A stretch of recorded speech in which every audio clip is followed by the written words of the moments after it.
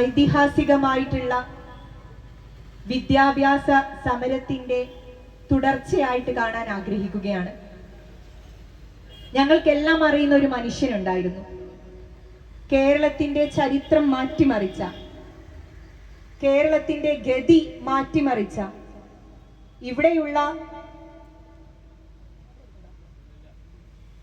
ഇവിടെയുള്ള മുസ്ലിം പെൺകുട്ടികൾ ഉൾപ്പെടുന്ന, നാടാർ പെൺകുട്ടികൾ ഉൾപ്പെടുന്ന പെൺകുട്ടികളെ സ്കൂളിലേക്ക് എത്തിച്ച CH മുഹമ്മദ് കോയ എന്ന് പറഞ്ഞ മഹാമനുഷ്യയുടെ പുത്രനാണ് ഈ സമരത്തിനെ നയിച്ചുകൊണ്ടിരിക്കുന്നത്.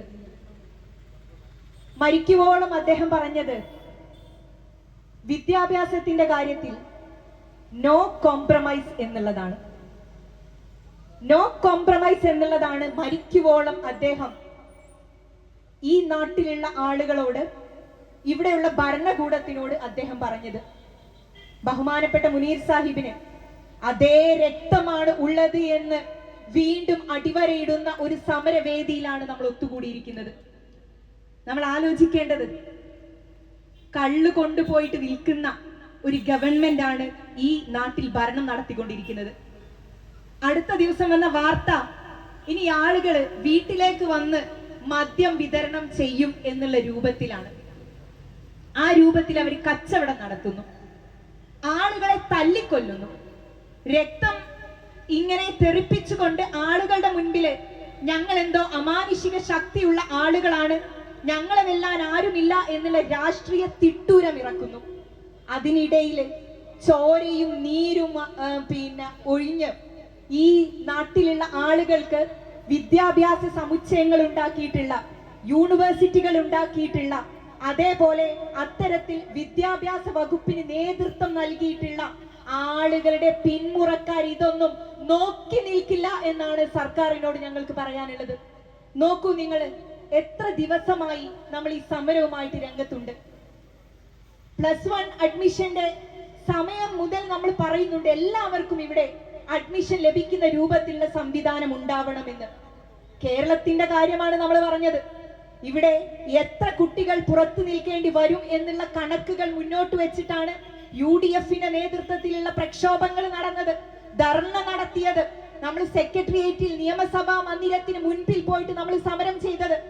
അന്നൊന്നും ഈ ശിവൻകുട്ടി മിനിസ്റ്റർ ഈ കണക്കുകളെ ഗൗനിച്ചിട്ടില്ല. നമ്മൾ പറഞ്ഞു, കണക്കാണ് നമ്മൾ സംസാരിക്കുന്നത്. ബഹുമാനപ്പെട്ട മുനീർ സാഹിബ് സൂചിപ്പിച്ച പോലെ കാർത്തികേയൻ റിപ്പോർട്ട് മുന്നിൽ വെച്ചിട്ടാണ് ഇവിടെ നമ്മൾ ശിവൻകുട്ടി മിനിസ്റ്ററോട് സംസാരിക്കുന്നത്. പക്ഷേ ശിവൻകുട്ടി മിനിസ്റ്റർ പറഞ്ഞത് ഇത് ചില ആളുകളുടെ, താൽപര്യ കക്ഷികളുടെ സമരമാണ് എന്നുള്ളതാ. വീണ്ടും പറഞ്ഞു, ഞങ്ങൾ കണക്ക് പറയുന്നു. അതിനുശേഷം അദ്ദേഹം നിയമസഭയിൽ ഒരു കണക്ക് അവതരിപ്പിച്ചു.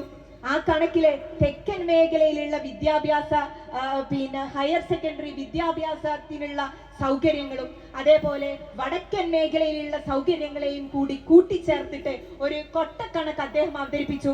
അതിനുശേഷം സമരങ്ങൾക്കെല്ലാം ഒടുവിൽ അദ്ദേഹം പറയുകയാണ്, ഇതാ ഞങ്ങൾ മലപ്പുറത്തിന് 120 ബാച്ച് തരുന്നു, മലപ്പുറത്തിന് 120 ബാച്ച് തരുന്നു. ശേഷം 18 ബാച്ച് കാസർഗോഡിന് നൽകുന്നു.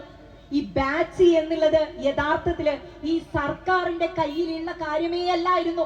നിരന്തരമായിട്ടുള്ള സമരങ്ങളിൽ നമ്മൾ അച്ചടിച്ചു വെച്ചിട്ടുണ്ട്, സീറ്റ് അല്ല വേണ്ടത് സർക്കാരെ, ഞങ്ങൾക്ക് ബാച്ചുകളാണ് വേണ്ടത് എന്ന്, ബാച്ചുകളാണ് ഞങ്ങൾ ചോദിക്കുന്നത് എന്ന്. അങ്ങനെ ബാച്ചുകൾ നൽകി. എങ്ങനത്തെ ബാച്ചുകളാണ് നൽകിയത് എന്ന് നിങ്ങൾ ഓർക്കണം.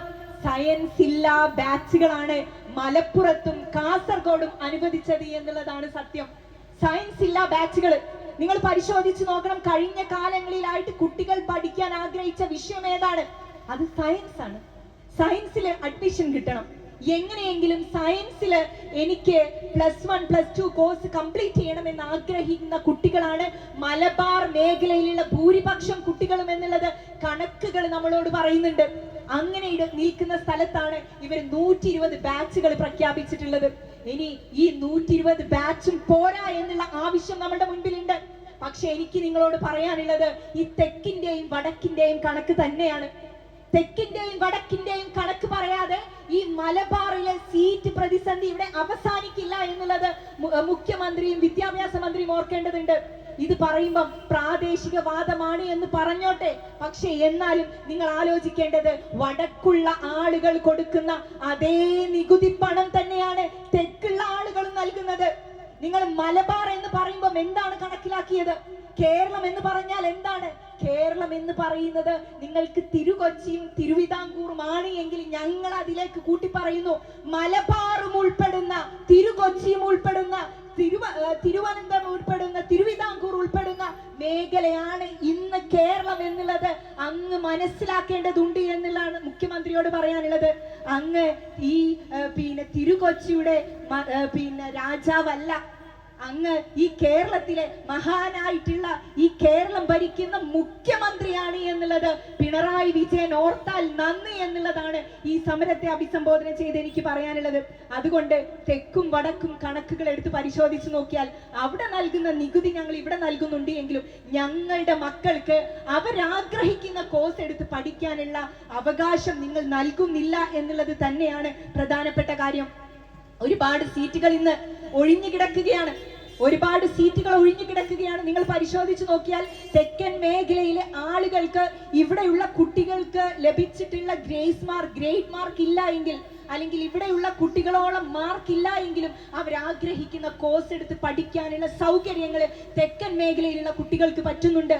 എന്നാൽ നമ്മുടെ നാട്ടിലുള്ള അവസ്ഥ എന്താ? മുഴുവൻ